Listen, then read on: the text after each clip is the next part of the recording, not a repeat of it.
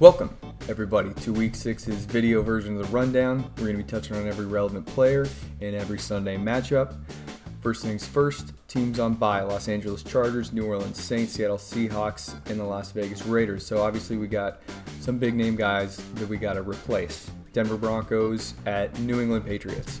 Everybody needs to monitor the news to figure out whether or not this game is going to get canceled.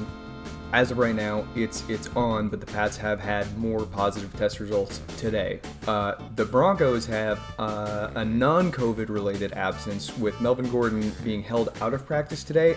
I guess the word is that he was sent home with an illness, not COVID related.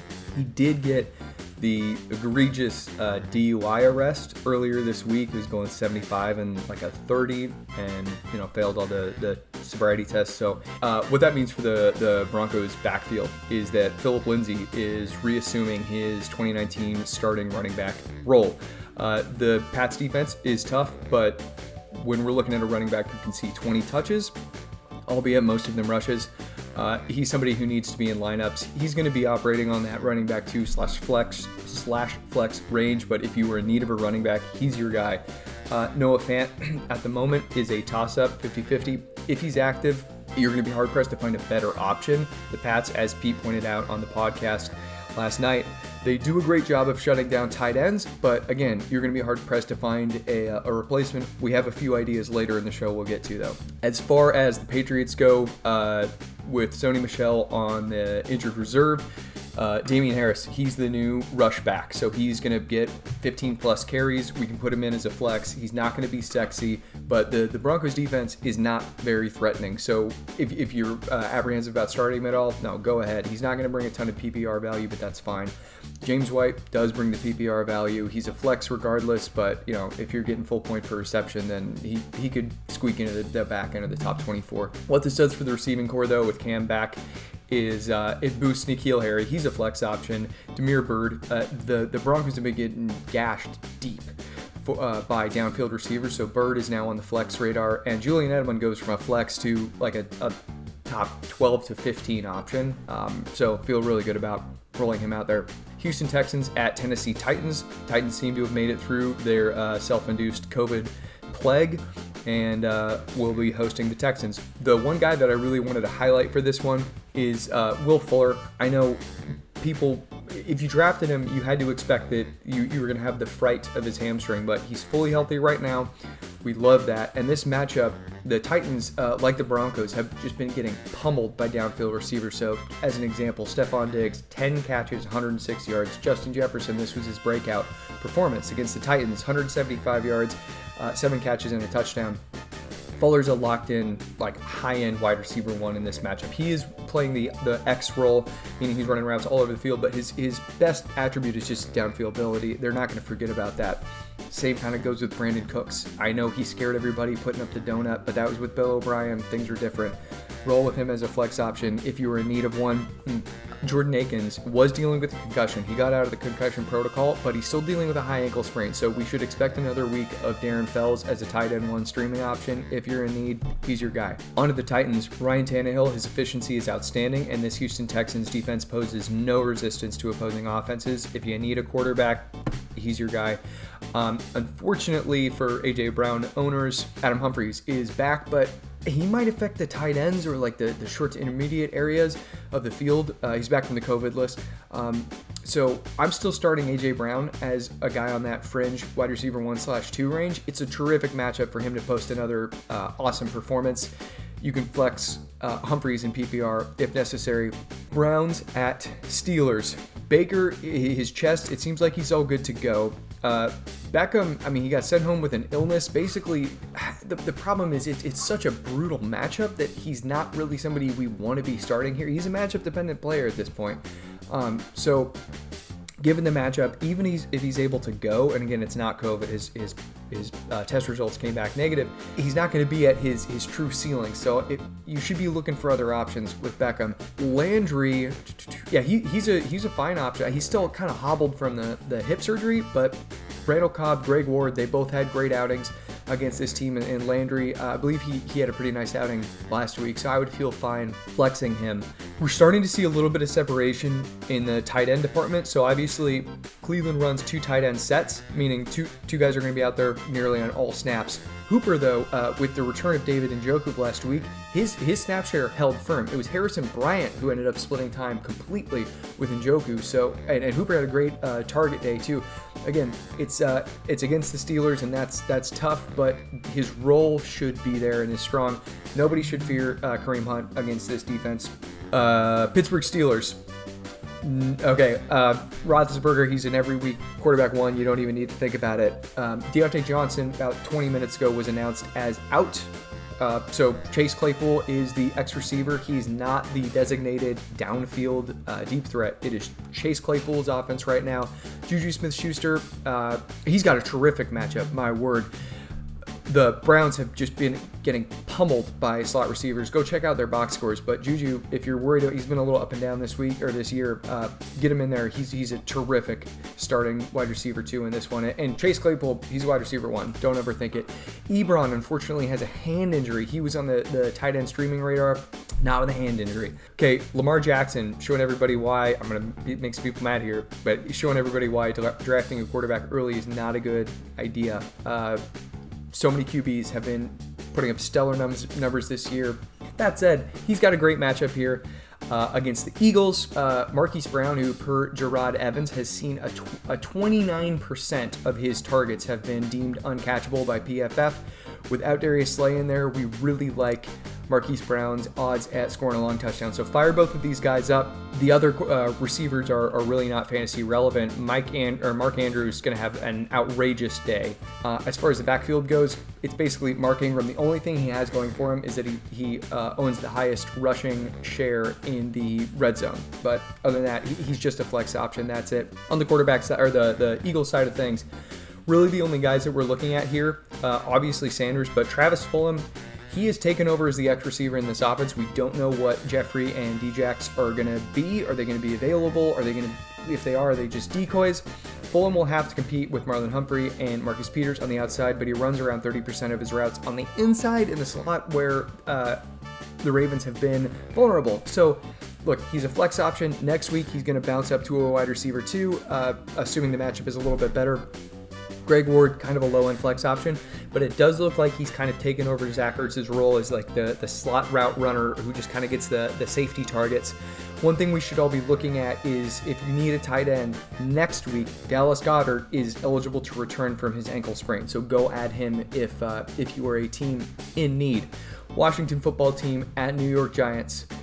Gibson has a great matchup. Running backs have been doing really well against the Giants front seven. You're rolling with him. Kyle Allen, not an attractive start. Okay, Terry McLaurin. This one's really tough. So we talked about it on the podcast that came out this morning. We're still starting Terry McLaurin, but we have to be honest here. This one's from at PFF Gerard. Awesome follow. Number 1 wide receivers against the Giants, meaning getting James Bradbury's coverage. Amari Cooper, 2 for 23. Robert Woods, 6 for 36. Brandon Ayuk, 5 for 70. Allen Robinson, 3 for 33. Deontay Johnson, 6 for 57. None of these guys have found pay dirt. No one has scored. Got to dial back expectations for Terry McLaurin, but he's still going to lead the team in targets, so flex him if you got him, but understand this might be a dud. As far as the Giants go, Robert Woods and Hollywood Brown have both done great things against the Washington secondary with their banged up defensive line. It's still a good defensive line, but they're not harassing the passer like they have been. Darius Slayton, you can plug him in as a wide receiver 2/flex option. He'll get it done. Washington, though, has been just pummeled by opposing backfield. We told you a couple weeks ago, add Devontae Freeman if you need a running back. He is not a high-end option. He's not a ceiling game guy, but they're just going to force-feed him touches, even though he's washed as can be. He had a good outing last week. I think he'll return like low-end running back 2 value, no problem. Atlanta Falcons versus Minnesota Vikings. So we had the multiple positive tests, COVID tests in Atlanta earlier this week. We need to continue to monitor the news to see what's going to happen, but it appears that the game is going to play. This is a bounce-back game for everybody who isn't Calvin Ridley, who just does incredible things outside of that one dud where he had the bad ankle and he was shadowed by Jair Alexander. Matt Ryan has been dropped in a number of leagues because of his performance. The Minnesota Vikings secondary is the worst in the NFL. Fire up Matt Ryan if you need quarterback 1. Tight end, unfortunately, Hayden Hurst, these guys, the tight ends have not really done a whole lot against Minnesota, making Hayden Hurst kind of questionable starts. Julio, is he going to be full go? We don't know. I think you should still start him because this matchup is outrageously strong, and, even a 60% Julio can probably limp around and do his job. Todd Gurley, highest ranking of the season this week. He's the running back 10. It's a terrific matchup. As far as the Vikings go, you're starting Kirk Cousins. He's a streaming quarterback option. Adam Thielen, high-end wide receiver 1. Justin Jefferson, rock-solid wide receiver 2. Irv Smith finally had a real role last week. We like to see that, and my goodness, just pulling up the stats here. Okay, this is what tight ends have been doing to the Atlanta Falcons. Greg Olsen, 4 for 4, 24 yards and a touchdown in week 1. Dalton Schultz caught 9 of 10 for 88 yards and a touchdown in week 2. Jimmy Graham, 6 catches, 60 yards, 2 touchdowns, week 3. Robert Tonyan, 6 of 6 for 98 yards and 3 touchdowns. If you need a tight end, you are firing up Irv Smith Jr. because this is his real coming out party. Alexander Madison is a running back 5. Be pumped you got him. Add Mike Boone if you need a bench stash. Detroit Lions at Jacksonville Jaguars. Jacksonville has been pummeled by opposing tight ends, so Hawkinson, he's been kind of shaky. Roll with him this week. Marvin Jones, total coin flip. I would be looking to unload him if I do have him. As far as the backfield goes, Adrian Peterson, he got his highest ranking of the season. He's a high-end flex option. Jacksonville, man, they have been outrageously friendly to opposing backfields. David Johnson looked great against them last week. Good time to start Adrian Peterson. I will make note that our beloved Pete Rogers has said that this is perhaps a DeAndre Swift week, or we should be adding him. I'm not on board with that. I think Peterson's the guy. But Matt Patricia's just looking at this matchup, and he's going, I can run the former All-Pro, 20 times. And anyway, yeah, Peterson, flex him if you got him. Okay, Jaguars, DJ Chark, he is either out or trending very, very, very much towards being out. So fire up Keelan Cole and Laviska Shenault as solid flex options. James Robinson, big day. Bengals at Colts. It's a tough matchup for the Bengals passing game, but AJ Green, he is hobbled. Everybody saw him quit on multiple plays last week. I think that the 3-receiver set is solidifying with T. Higgins, Tyler Boyd, and Auden Tate. The tree is narrowing, and we like that. So fire up Tyler Boyd as you see fit. Tough spot for Joe Mixon, but their best linebacker, Darius Leonard, is trending towards out. He's been deemed a long shot to play with a groin injury, so we love that for Mixon's purposes. As far as the Colts go, Jonathan Taylor, not the top five back that we all thought he was. He's a high-end running back too. This is a terrific matchup this week, so even though he's splitting snaps and work with Jordan Wilkins and Nyheim Hines, neither of whom are really fantasy relevant, generally, or in this one, Taylor should have a great outing. I think it's totally reasonable to expect him to finish in the top 15. Trey Burton, even though he's not as good as Mo Alley Cox, he is the top dog at tight end in this offense. If you want to take a flyer on him, go for it. He's not very good. Chicago Bears at Carolina Panthers. You start everybody when your team is playing the Carolina Panthers. So Nick Foles, awesome streaming option. Don't need to tell you to start Allen Robinson, but Darnell Mooney, absolutely a flexible asset. Jimmy Graham can be streamed for tight end purposes, and Anthony Miller, he's fallen behind Mooney, but he's still an okay flex option.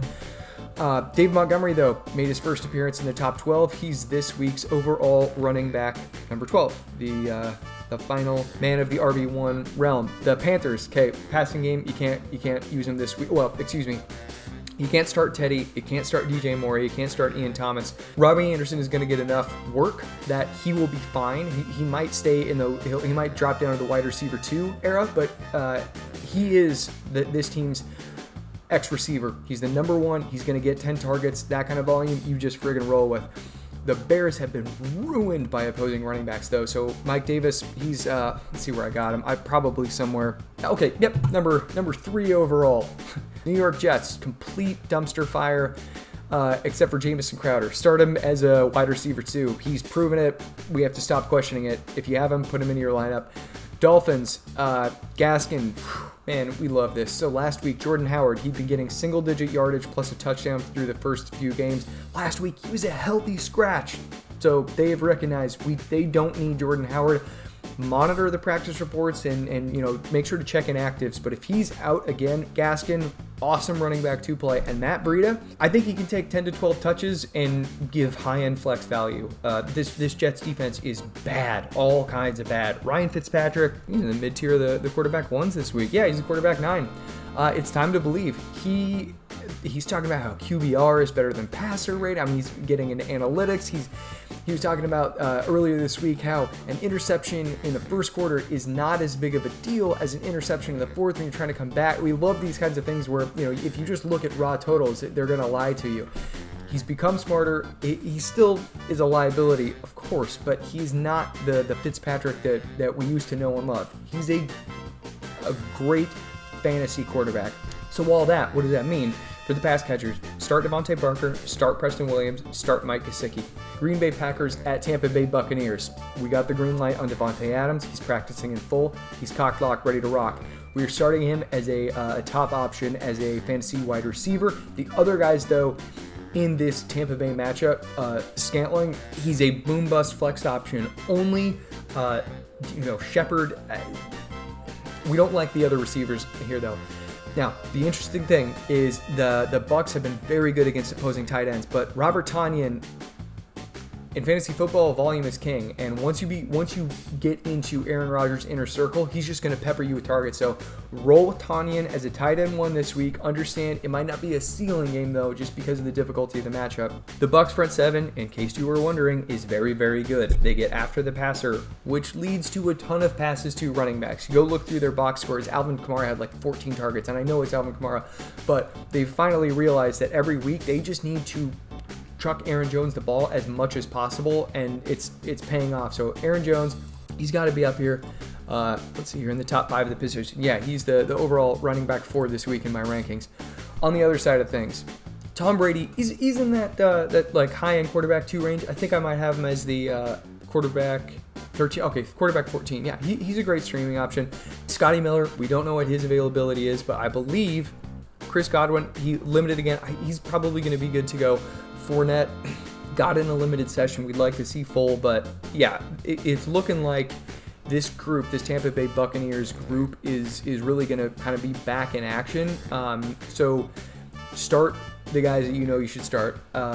Chris Godwin, Mike Evans, they're back-end wide receiver 1s, and I know Mike Evans is like a goal line back kind of a receiver, but he'll get it done. So, unfortunately, the return of Leonard Fournette throws a stick in the safety spokes of Ronald Jones fantasy managers. Jones was a mid to high running back 1 this week. He had the RB17, and he had a shot to get into that top 15. With Fournette back, Jones is just a flex option. Los Angeles Rams at San Francisco 49ers. So as far as the Rams go, Darrell Henderson, he's the lead back, but Sean McVay's made it clear this is a running back platoon. It was easier a couple weeks ago when Malcolm Brown was dealing with his recovery from pinky surgery. He's like a couple weeks removed from that now. He's back in action. Akers, all of these guys are going to take fantasy value away from each other. With Henderson being the lead guy, you can start him as a flex option. Now, given that he's the lead guy, he could finish as better than that, but we can't trust him as any more than that. We can trust Cooper Kupp, and we can trust Robert Woods, so you should roll with those guys. The Niners, Kyle Shanahan was making some points about how he didn't want to make Garoppolo. He didn't want the game on his back with his messed up ankle. So right now, we should expect C.J. Beathard to start. It could be Jimmy G. We don't know. The only thing we know is that George Kittle is the safe starting option. The rest of the guys, no Debo, no Ayuk, no Kendrick Bourne. Raheem Mostert, he's this week's premier running back 2. I believe, no, he's behind Jonathan Taylor. So Mostert is the running back 14. He has a chance to get in the top 12 in scoring. Jerick McKinnon, way too shaky to start after last week, but I think reading the tea leaves, Shanahan's comments indicate that he might want to get McKinnon a little bit more involved. Again, he's a desperation flex play only though, but trust Mostert. All right, that'll do it. If you guys have any questions, hit us up at ginger__Nick or at fake teams. Tag me though, either way. Good luck.